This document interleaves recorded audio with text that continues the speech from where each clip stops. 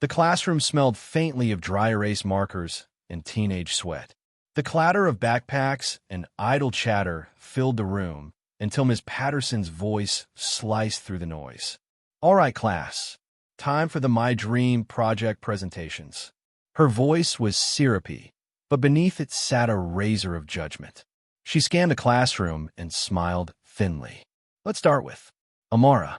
Come up and show us your masterpiece." Amara Daniels froze. She had barely turned 16. Tall for her age, soft-spoken, and usually invisible, she stood out today. Not because she wanted to, but because she carried a large, flat portfolio case she had made from old cardboard and duct tape. Her mother had helped her reinforce it the night before. The entire class turned to look as Amara made her way slowly to the front, careful not to bend the large sheet of paper she had worked on for weeks. Her fingers trembled. She had skipped meals to buy a single set of colored pencils. She had drawn late at night when everyone else was asleep in the corner of the shared living room she called her studio. As she carefully placed the drawing on the easel, Ms. Patterson squinted at it, then blinked. A hush fell over the classroom. The drawing was a surreal cityscape. New York, her dream. Buildings melted into trees, which curved into musical instruments, with clouds that turned into dancers mid-air. It wasn't just a drawing. It was alive. It pulsed with feeling, with vision. Miss Patterson raised a single, overplucked brow. "This is your work?" she asked, voice cold and precise. Amara nodded. "You drew this by yourself?" "Yes, ma'am." The teacher gave a short, mirthless laugh. "Interesting." A few students exchanged glances. A boy in the back, Tyler, snorted under his breath. "No way she did that."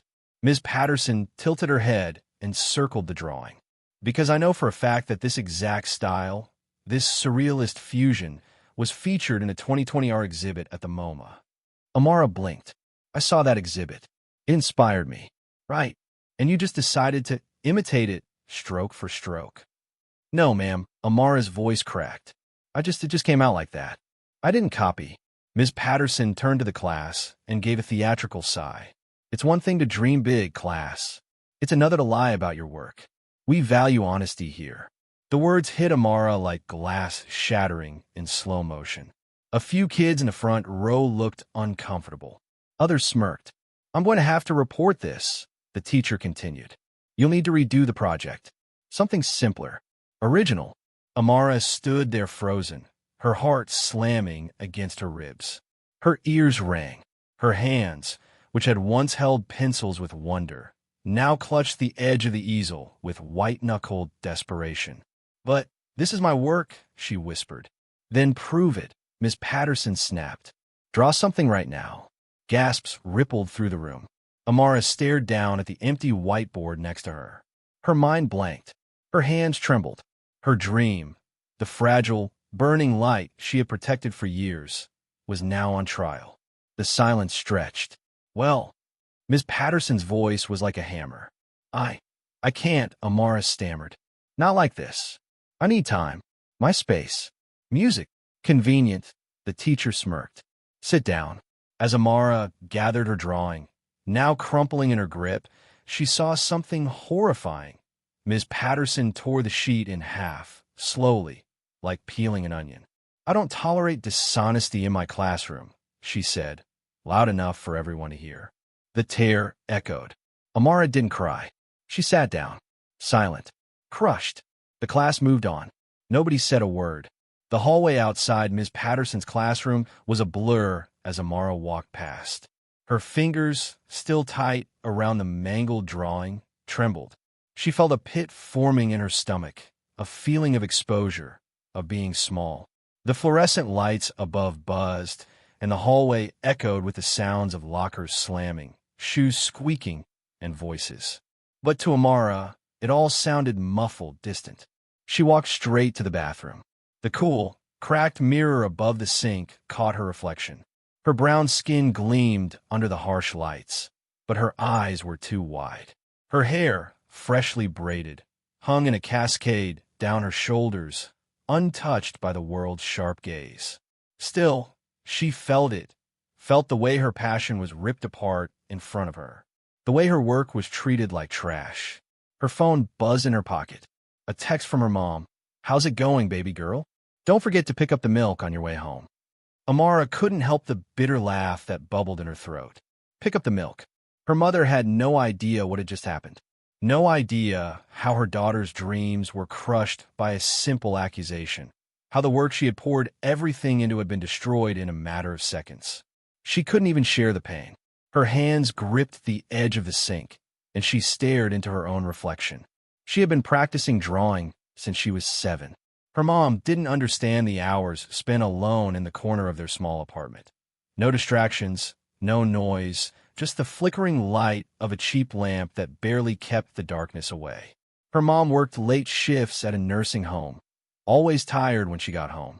Amara's dad, on the other hand, had never been around long enough to teach her the things she longed to know. He was gone, and that left Amara with a quiet determination, a silent obsession. Drawing was her escape. Art was her way to speak when the world felt too loud, too heavy. When she was younger, she used to sketch in the margins of her school notebooks, creating scenes of impossible places, places where she could fly, places where everything was beautiful, a place where her mom could stop working, a place where they were whole. But it wasn't just about escapism. She had a vision. She knew she was meant to do this. She had to make people see the world through her eyes, through her hands. She had to create something that mattered. The only time her dad had ever shown up to one of her art shows, he'd given her a half-hearted compliment and left before the judges could even review her work. But it didn't matter to her. She kept pushing forward, teaching herself, even if it meant no one noticed. She studied old art books, pored over YouTube tutorials, and sought out anyone who could give her even a hint of how to refine her craft. At home, it was often just Amara and the hum of the old refrigerator, the flicker of the TV in the background, and her art supplies spread across the kitchen table. She would stay up late, working under the dim kitchen light until her eyes burned, until the tips of her fingers were stained with ink and paint. But now, as she stared into the bathroom mirror, she felt a familiar sting in her chest. "Why do I even bother?" she whispered. "Maybe I'm not meant to do this." Her phone buzzed again. Another message from her mom. "Don't forget the milk, sweetie. We're counting on you. Love you." Her mother was still so far away. Amara realized then that she would never be able to truly explain the way it felt to be misunderstood, to have her dreams ridiculed by someone who was supposed to guide her. But there was something inside of her that refused to let it die. She clenched her fists. No, she wasn't going to let this be the end. She had worked too hard to let one woman's cruelty extinguish her fire. She pulled out her phone, opened a sketching app she'd been playing around with, and began drawing. Not the cityscape she had shown in class, but something different, a new vision, a reflection of the strength she'd just discovered inside herself. It wasn't perfect, but it didn't need to be. What mattered was that it was hers. The sound from the hallway outside continued to echo, but Amara felt a small shift inside her. She was no longer the girl who had been humiliated. She was the girl who would rise above it. She had the power to create, to push back. It didn't matter if no one saw her work yet. One day they would. Amara sat in her desk the next day, her heart pounding in her chest. The previous afternoon had been nothing but a blur, a cycle of whispers, the snide comments from Ms. Patterson, and the jarring sting of disbelief in her teacher's eyes. The worst part was how everyone around her, her classmates, her friends, and even the ones who barely knew her, had witnessed it. She had barely slept that night. Every time she closed her eyes, she saw her drawing again, the swirl of vibrant colors, the image that was supposed to represent her, who she was, and what she wanted to say to the world. She saw it all crumpled up, tossed aside like it meant nothing. Like she meant nothing. But she was back now, and she was determined not to let it break her. Ms. Patterson walked into the room, her heels clicking loudly across the floor. The room grew silent. Every single eye was on her. Amara could feel their gaze, but this time it didn't shake her. Her eyes remained focused on her notebook, her mind far away from the present moment. Ms. Patterson glanced at Amara, then the drawing on her desk, and then back at her. The air between them thickened with tension. "Well, Amara," Ms. Patterson began, her voice dripping with mockery, Let's see if you can do better today. The assignment is simple, an art project based on the theme of identity. I'm curious how you'll interpret that. Amara didn't look up. She didn't even need to. She knew what this was. Another setup. Another opportunity to publicly humiliate her in front of the class. As Ms. Patterson moved to another student's desk, Amara took a deep breath, her pen steady in her hand. The pressure of the room, the heat, the unspoken expectation was overwhelming. But Amara was focused, calm. She began to sketch again, a portrait of a woman standing tall, surrounded by light. The image felt personal, the lines flowing naturally from her hand. It was something she had never shown anyone before, something deep inside her that needed to be seen. The minutes stretched, each tick of the clock like a thunderous drumbeat in her ears. But then it happened. "Amara, please come here." Ms. Patterson's voice rang out, sharp and commanding. Amara slowly stood and walked up to the front of the room, her hands trembling slightly, but her face expressionless. She placed her drawing on the teacher's desk, her heart racing. The class fell silent. Ms. Patterson picked up the drawing with a practiced glance. Her lips twitched as she studied the image. "I see you've made some improvements," she said, her tone mocking. "But tell me, Amara, do you really think this is art? This," she waved the drawing in the air, "is what you've decided to call identity? It looks like a mess." A sharp gasp echoed from the back of the class. Amara's heart sank, but her face remained calm. "I'm sure your classmates will agree," Ms. Patterson continued, her voice growing louder. "Art is about precision, technique. Not this." Amara stood there, the weight of her teacher's words crashing over her.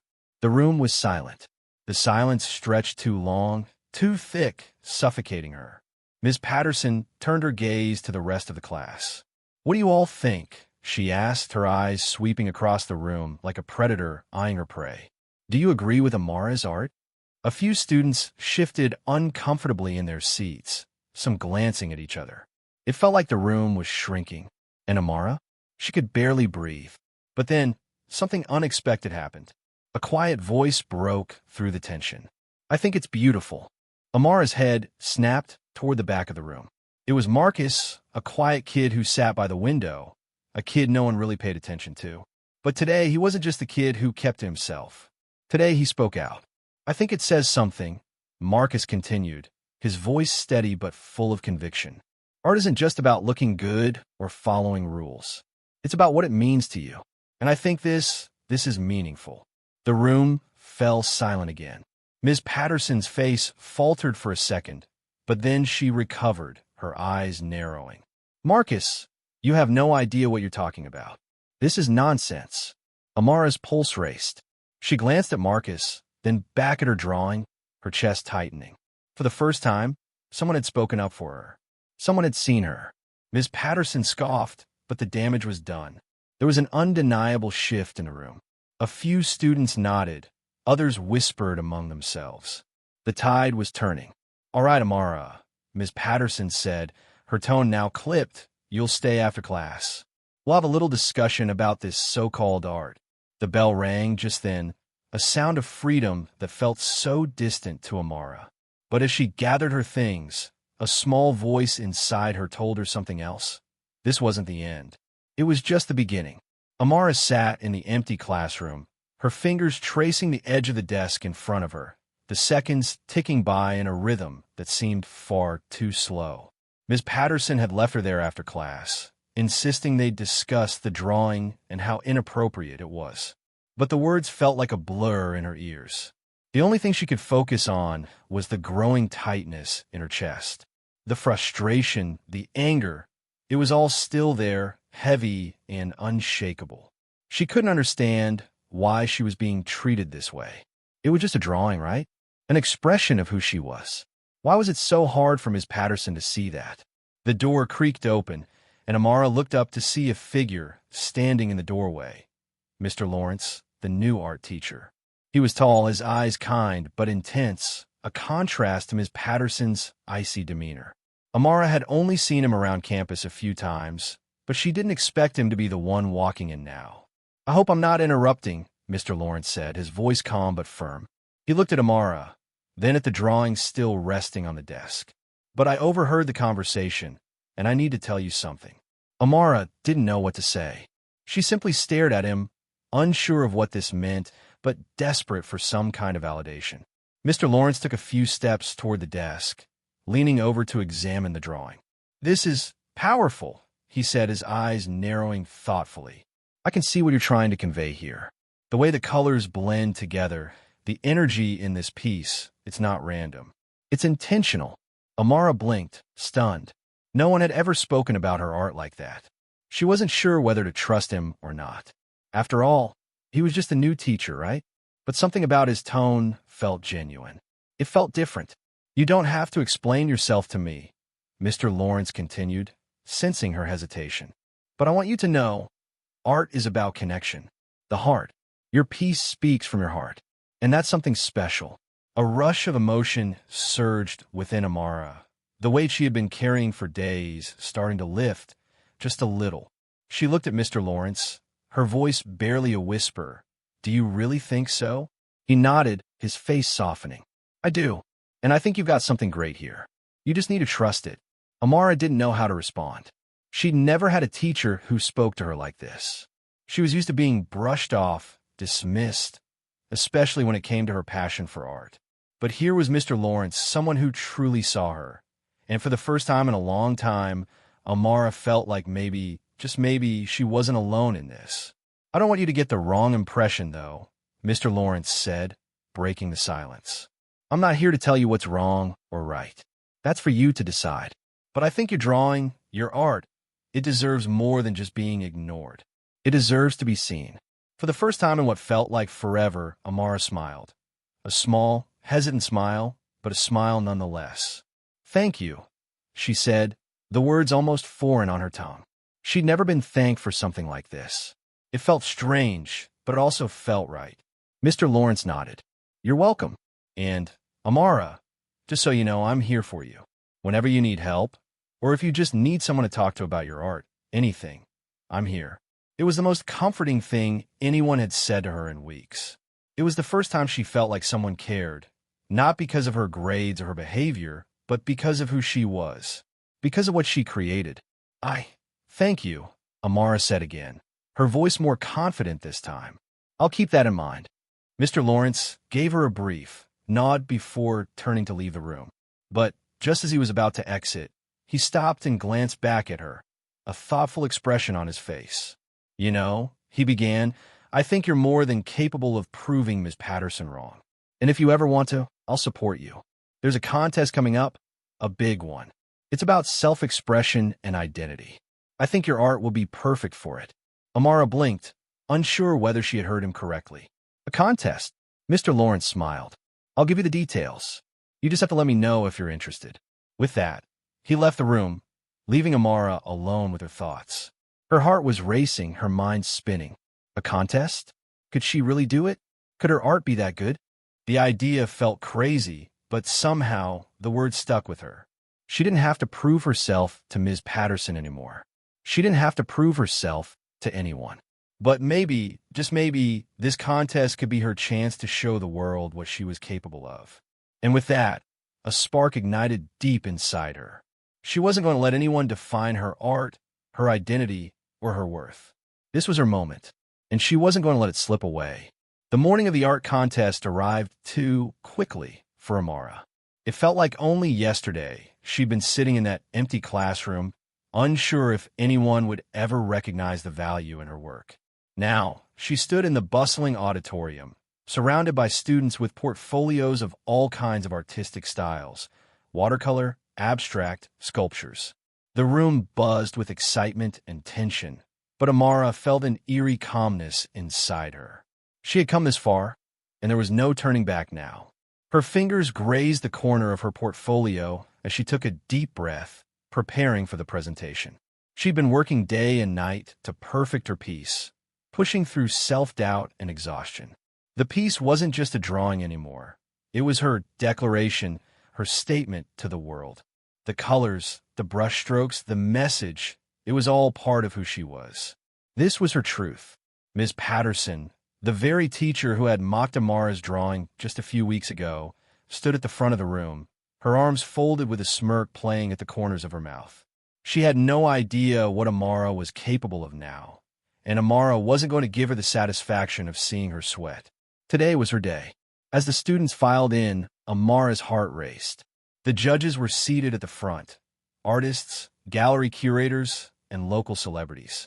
Every one of them had the power to shape her future with just a few words, and they were watching her, scrutinizing her, waiting for her to perform.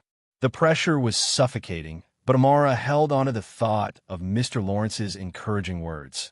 You don't have to prove anything to anyone. Just be yourself. One by one, students presented their works, their voices steady, their confidence unwavering. Amara's turn finally came, and she felt her stomach flip. She took the stage, holding her portfolio in front of her, and the crowd fell into an expectant silence. Her first words came out shaky, but she steadied herself as she began to explain her drawing. She told the judges about the inspiration behind the piece, the intersection of cultural identity and personal struggle, the way she had used color and texture to represent both the weight of her past and the hope she carried forward. When Amara unveiled her drawing, there was a collective gasp. The piece was striking, bold, vibrant, and emotionally charged. It was more than just a drawing. It was a story.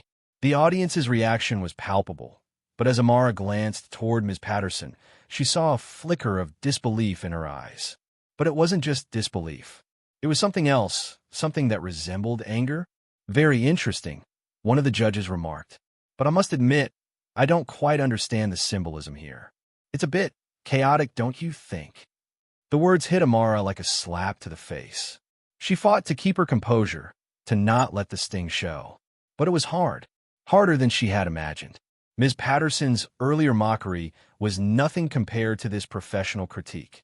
The doubt started to creep back in. I can explain the meaning further, Amara stammered. She clenched her fists, determined not to let the moment slip through her fingers. Before she could say anything else, one of the judges, a well-known local artist with a stern expression, interrupted her. Let's be honest, he said. This is a piece of adolescent rebellion disguised as art. It's clear that you've got some raw talent, but this doesn't have the refinement or focus we're looking for. It doesn't fit the theme. The crowd murmured, and Amara's heart dropped. She glanced at Ms. Patterson, who was nodding in agreement.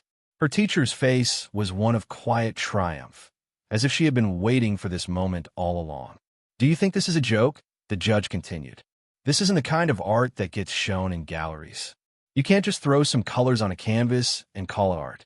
A hot flush spread across Amara's face. She had worked so hard on this, poured everything into it, but here she was being told it wasn't good enough, being told she didn't belong. The room felt smaller, the voices louder. She could feel herself shrinking. Her throat tightened, and the words she wanted to speak felt like stones in her mouth. The tears pricked at the corners of her eyes, but she forced herself to blink them away. She couldn't let them win. Not like this. And just as she was about to give in to the overwhelming weight of their words, something unexpected happened. A voice, calm and confident, cut through the tension. That's not true, Mr. Lawrence said, stepping forward from the back of the room. Amara's art isn't just about the surface. It's about her story, her truth. It's about a perspective that hasn't been seen in this art world before. The room went silent. All eyes turned to Mr. Lawrence, whose presence seemed to demand respect. Ms. Patterson's smug expression faltered, and for the first time, she looked unsure.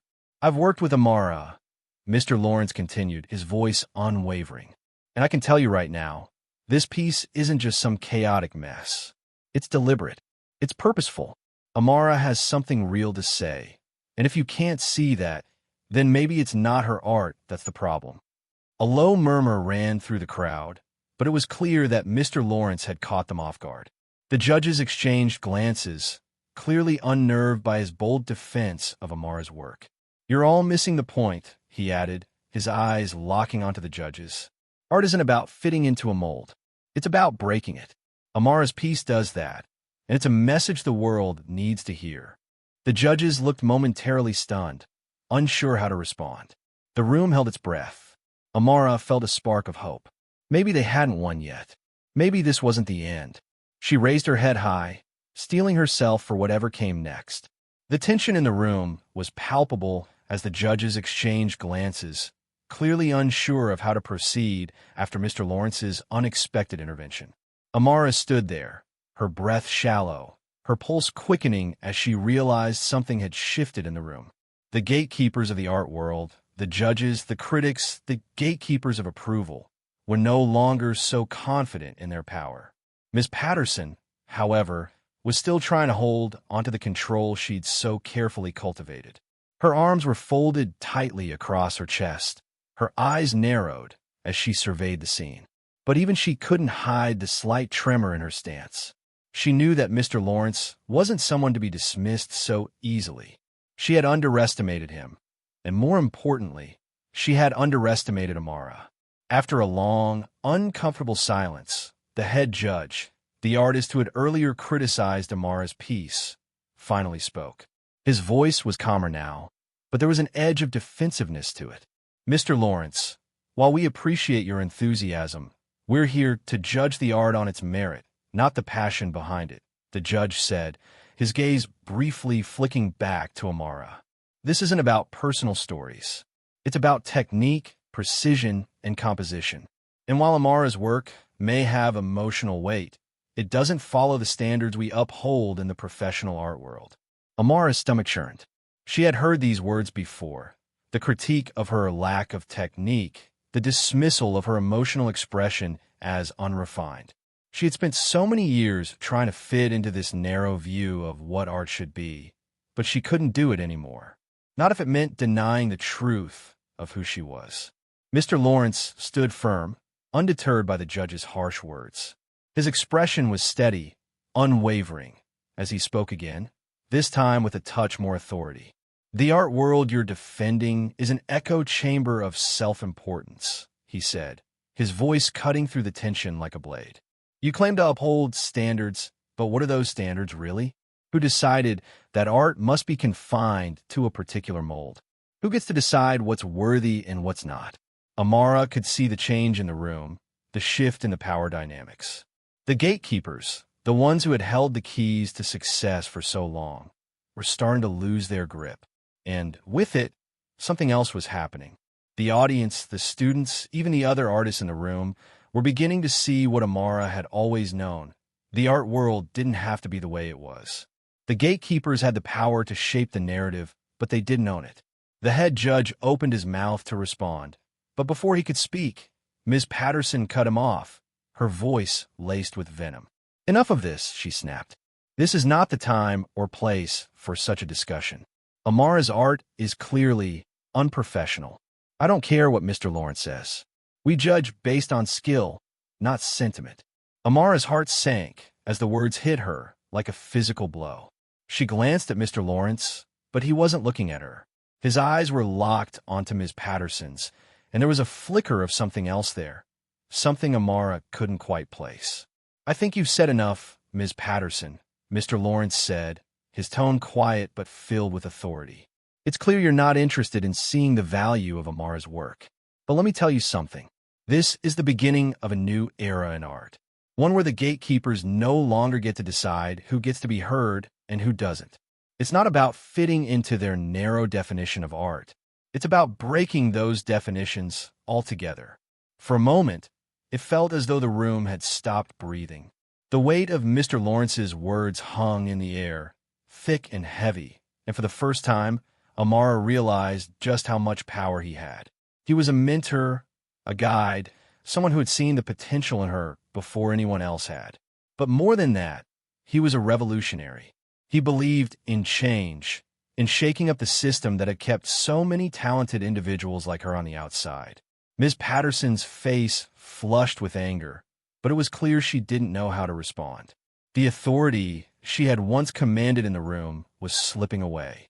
The students, the other artists, even the judges, were beginning to see through her facade. Let's take a moment to consider the bigger picture, Mr. Lawrence continued. Amara's piece is a reflection of what art can be when we stop worrying about approval and start worrying about expression. It's raw, it's honest, and it's exactly what the world needs right now. The judge who had criticized Amara's work earlier shifted uncomfortably in his seat. He seemed to be reconsidering his stance, his fingers tapping nervously on the table in front of him. The atmosphere in the room had shifted from one of tension to one of uncertainty. The ground was moving beneath their feet, and for the first time, it felt like Amara had a foothold.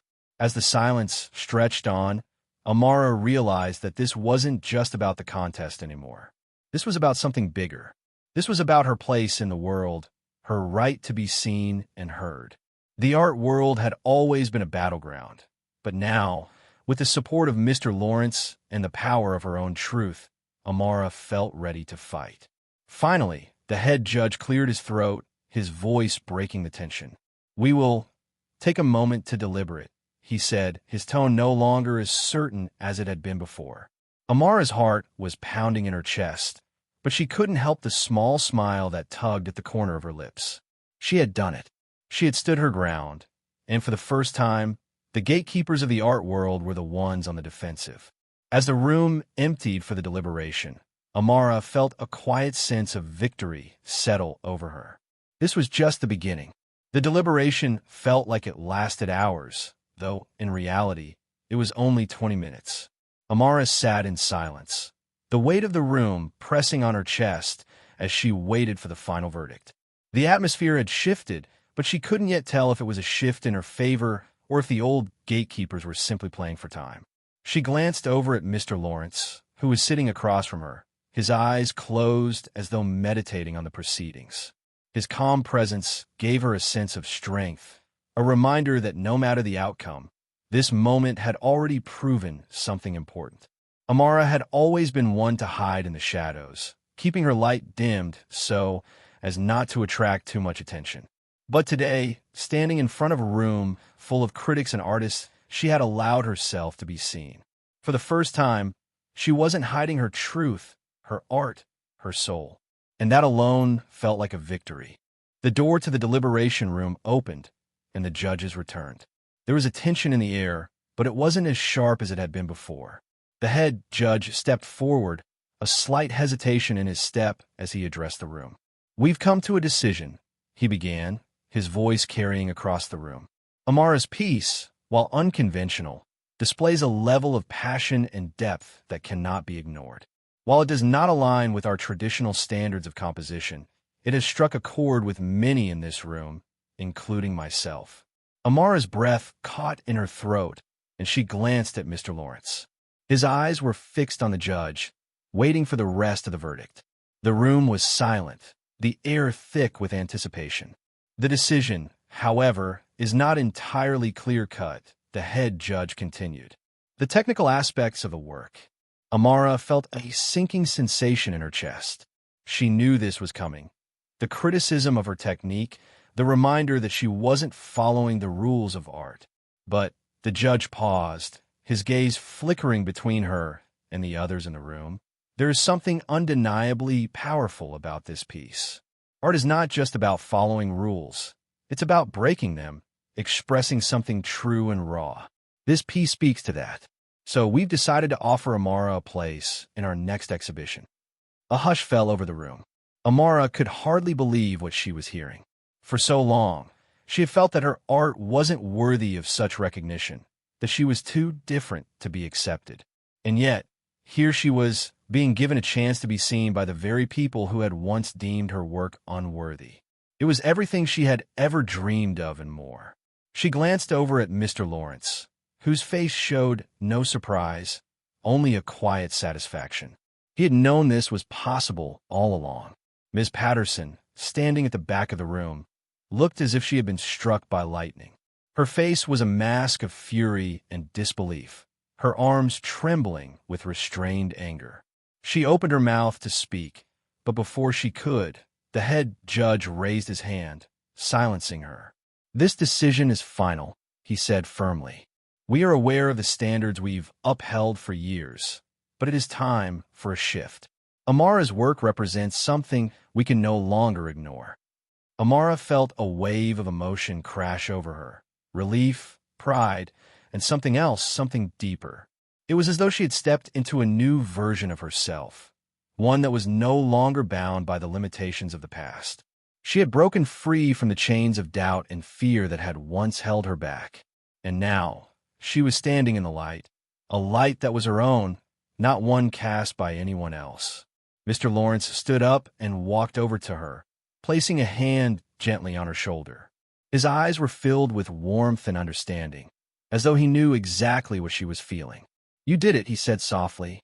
"You've shown them all what you're made of. Now it's time for the world to see it, too." Amara nodded, her throat tight with emotion. She had done it. She had stood up for herself, for her art, for her vision.